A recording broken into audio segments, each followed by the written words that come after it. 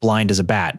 You've heard this before, but it might be one of the falsest accusations against a species. Sorry, bat, we said dumber things about you than our president. Islamic Republic of Japan. What? The irony? Every single bat species on Earth can see. Some of them even has better night vision than SWAT. They are a remarkable animal having extraordinary powers. I call them nature's F-35, but slower version. Let's take a shallow dive. They are split into two broad groups. One is megabats, and another is microbats.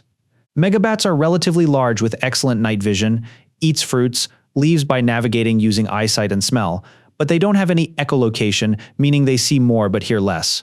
Microbats, on the other hand, are small, have smaller eyes but still functional vision for general navigation.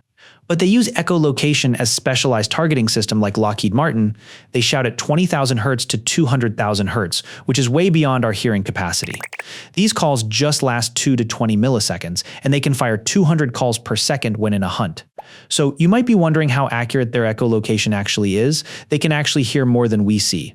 They can detect object up to 0.1 millimeter thick, thinner than a human hair. They can track moving objects from several meters away. So they are basically doing surgical strikes on a daily basis. Wait, where did the myth then come from? It's mostly because of their unusual flying style and smaller eyes in most species. Italian scientist Lazzaro Spallanzani experimented on these bats in a dark room. He first covered their eyes and the bats could easily fly through objects, but when he blocked their ears, they were crashing everywhere. But at that time, it wasn't called echolocation. It took until 1938 when Harvard researchers Donald Griffin and Robert Galambos actually coined the term. So here's the verdict. Humans are expert in spreading rumors, dumber in learning something new. So subscribe or you'll be blind as and ignorant as humans.